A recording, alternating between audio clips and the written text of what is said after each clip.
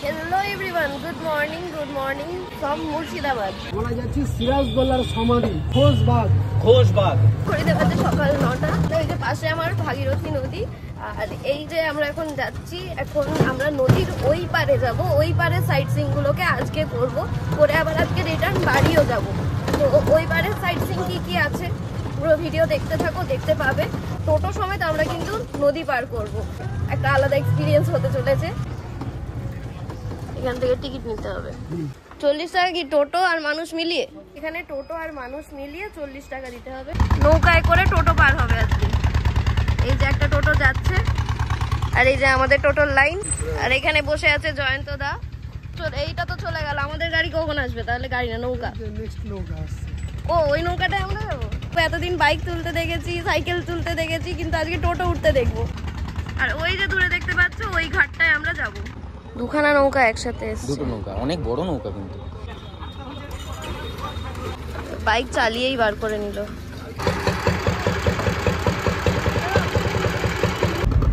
এই যে এই পারের ঘাটে প্রায় চলে এসেছি।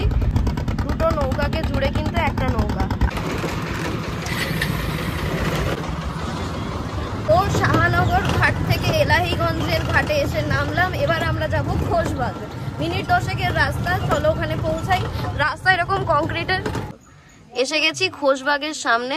এখন আমার সামনে যে জায়গাটা দেখছেন, জায়গাটার নাম হচ্ছে খোশবাগ। যে মুর্শিদাবাদের বাংলা, বিহার, উড়িষ্যার নবাব সিরাজদৌল্লা তার সমাধি রয়েছে, এমনকি তার দাদু আলিবর্দী খাঁ তার সমাধি রয়েছে। সিরাজদৌল্লার ওয়াইফ লুৎফুন্নেসা, তাছাড়া ওর বিশিষ্ট যে সেনাপতি তাদের কবর আছে। এছাড়া আছে ওদের যে 17 জন ফ্যামিলিতে যারা শেষ অবধি বেঁচে ছিলেন, যারা ইংরেজরা বিষ খাইয়ে হত্যা করে দিয়েছিলেন, তাদেরও কবরগুলো এখানে আছে। টোটালি এখানে সিরাজদৌল্লার পুরো ফ্যামিলি কবর আছে। আর খোশবাগ মানে হচ্ছে গার্ডেন অফ হ্যাপিনেস। তো চলো এই গেট দিয়ে এখন ভেতরে যাব। সিরাজের মৃত্যুর পর তার বেগম লুৎফুন্নেসা ঢাকা থেকে ফিরে আসেন এবং মৃত্যুর আগে বেশ কয়েক বছর এই খোশবাগেই ছিলেন। তাকে পরে গোলাপ বাগানে সমাধিস্থ করা হয়। সিরাজউদ্দৌলার বেগম লুৎফুন্নেসা এবং নবাব পরিবারের অন্যান্য সদস্যদের সমাধি সমাহিত করা হয়েছে। আর একটা সমাধি ক্ষেত্রে ঢুকছি। এটা সিরাজউদ্দৌলার কবর। আর তার ঠিক পাশে এইখানে রয়েছে, এটা ওনার স্ত্রীর কবর। এটা হচ্ছে টম্ব অফ আকবরা। এটাকে বলা হয় খোশবাগ। দিল্লির জামা মসজিদের অনুকরণে এই মসজিদটা তৈরি হয়েছে। আর তো চলো বাইরে যাই এখন। তো আমরা এখন এসে গেছি কিরিটেশ্বরী মন্দির। আর এইখানে আমাদের টোটো দাঁড়িয়ে, তো টোটো রেখে এখান থেকে আমরা ঢুকবো। 51 সতীপীঠের মধ্যে একটা পীঠ হচ্ছে এটা কিরিটেশ্বরী মন্দির। তো এখানে পুজো দেওয়ারও ব্যবস্থা রয়েছে। এটা মায়ের কপাল করেছিল, কপাল ফুলির একটা অংশ পড়েছিল। পূজা সামগ্রী পাওয়া যাচ্ছে, চাইলে তোমরা এখান থেকে নিতে পারো। জুতো খুলে চলো ভেতরে ঢুকি। শ্রী কিরিটেশ্বরী মাতার মন্দির, 51 সতীপীঠের এক পীঠ। বিষ্ণু নমো বিষ্ণু নমো বিষ্ণু।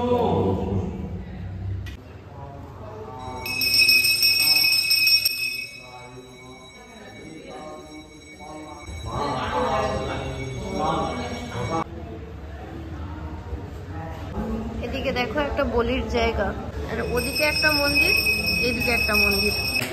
প্রত্যেক অমাবস্যায় এবং দুর্গাপুজো মহা অষ্টমীর দিন মাকে স্নান করানো হয় সকাল 10টা। মন্দিরের মূল প্রাচীর কিন্তু ওইগুলো, আসলে এগুলো পূর্ণ সংস্করণ করা হয়েছে। ওইদিকে আসল মন্দিরটা। একটা দাদা তার বাইক নিয়ে এসে পুজো দিচ্ছে এখানে।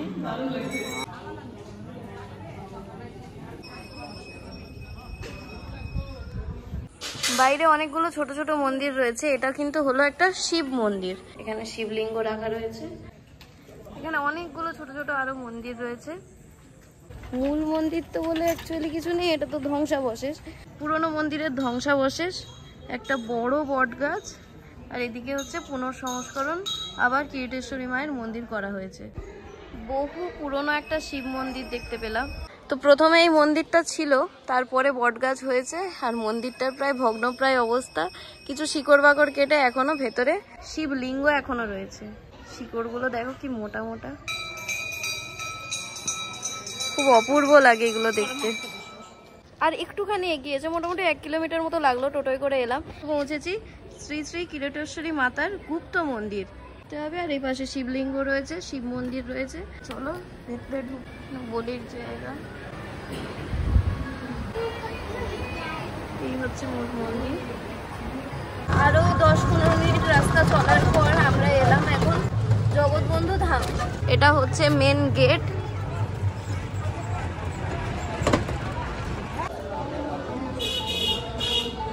মহাপ্রসাদের কুপন দেওয়ার সময় সকাল 10:30 থেকে 11টা পর্যন্ত। তো এখানে জুতো খুলে ভেতরে ঢুকবো।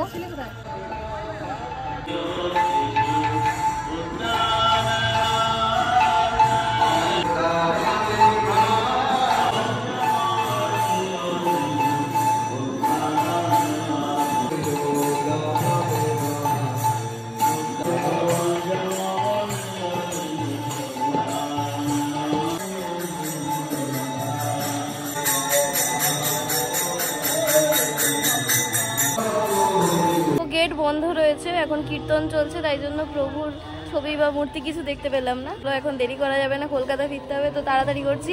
তাড়াতাড়ি করে এখন বাইরে যাই, একটু চা খাই, ব্রেকফাস্ট করে দিয়ে পালিয়ে যাই। আবার টোটোতে করে খানিকটা পথ পেরিয়ে আমরা এখন চলে এসেছি আরও একটা কবরস্থান। সেটা হচ্ছে গিয়ে আজিমুন্নেসার স্বামী অর্থাৎ মুর্শিদ কুলি খাঁর জামাই, তার কবরস্থানে। ভেতরে পৌঁছে গেছি।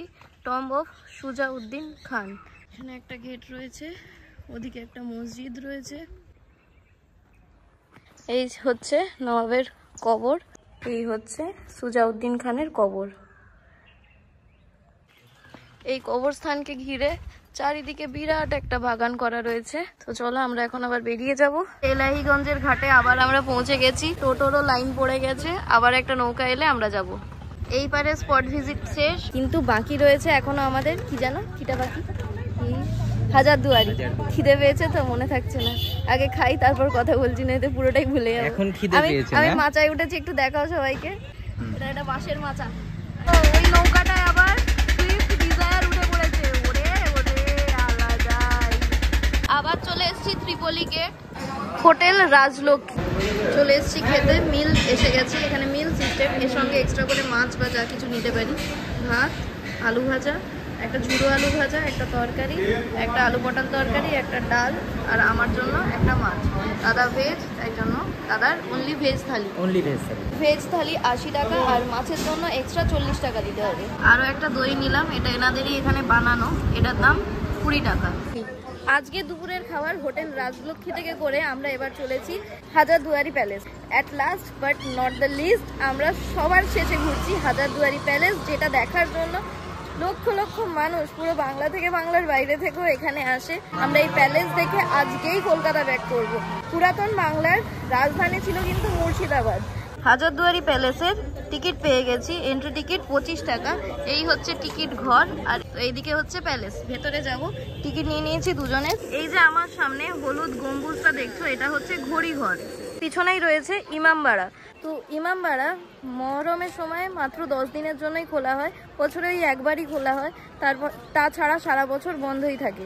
ওইদিকে দূরে যেটা দেখতে পাচ্ছ ওটা হলো মক্কা মদিনা, যেটা সিরাজের শেষ স্মৃতি। এর নিচে রয়েছে সংগ্রহশালা, যেটা ঢোকার জন্য লাইন ওইদিকে পড়েছে, ওইদিকে যাব। আগে বাইরে থেকে তোমাদেরকে পুরো প্যালেসটা একবার দেখিয়ে দিলাম।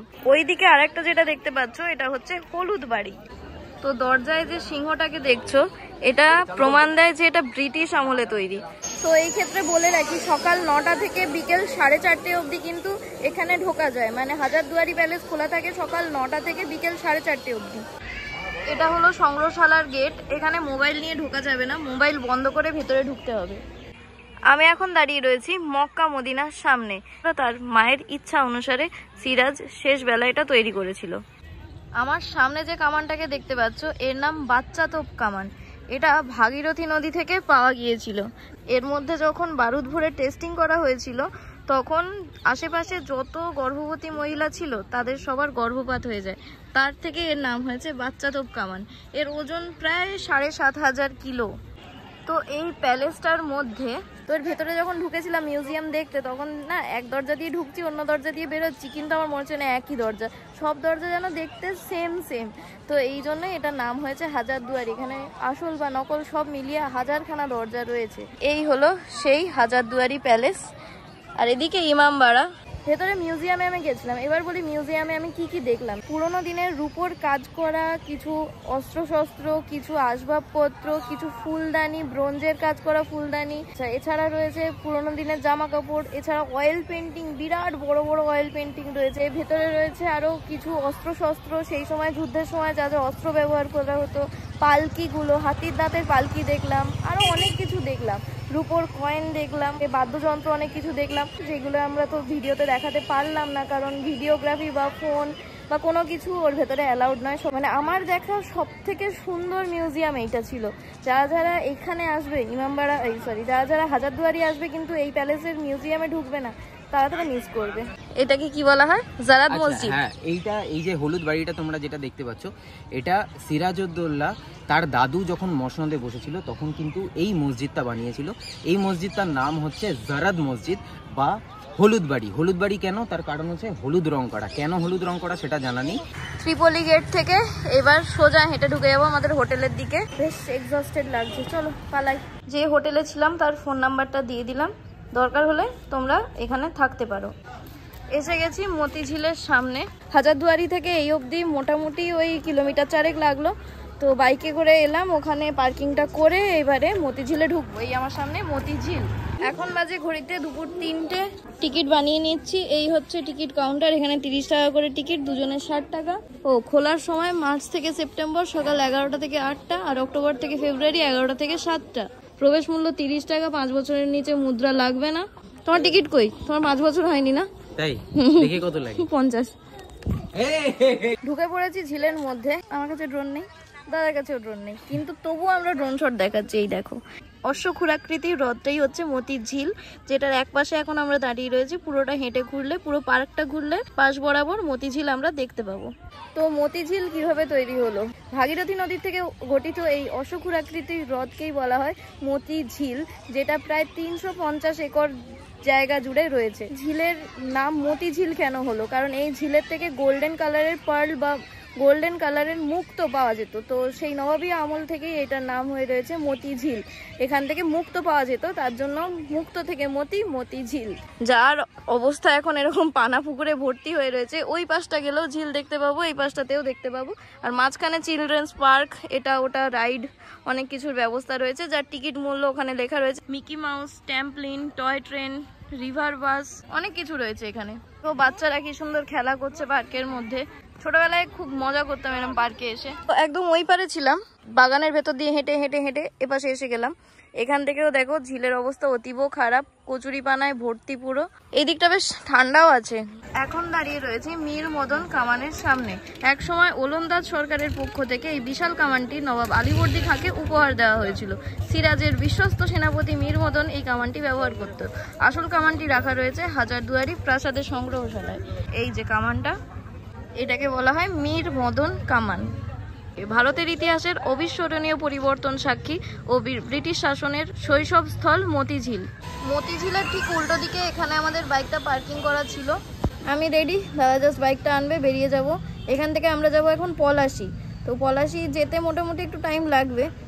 দিনের আলো থাকতে যদি পৌঁছে যাই ভালো, নাহলে ওটা স্কিপ করবো। তো 1 ঘন্টার মধ্যে আমরা পলাশী পৌঁছে যাব।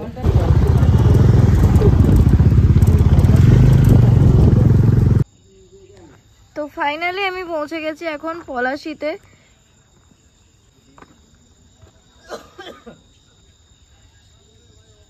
জোহাদি নায়ক সিরাজউদ্দৌলা, বিদেশি বেনিয়া, বশ্যতা বিরোধী। Battle field of Palashi, June 23, 1757। এই হলো পলাশীর ফলকটা। এই এরিয়াতেই পলাশীর যুদ্ধ হয়েছিল। তো এই জায়গাটাকে এভাবে ঘিরে রাখা হয়েছে। তো ওখান থেকে বেরিয়েছিলাম প্রায় 4টে নাগাদ, এখানে এসে পৌঁছালাম এখন বাজে 5টা 21। এই আমার পিছনে পলাশীর ফলক। আর বেশি দেরি করবো না, বাড়ি ফিরতে পারবো না, চলো বেরিয়ে পড়ি এখান থেকে।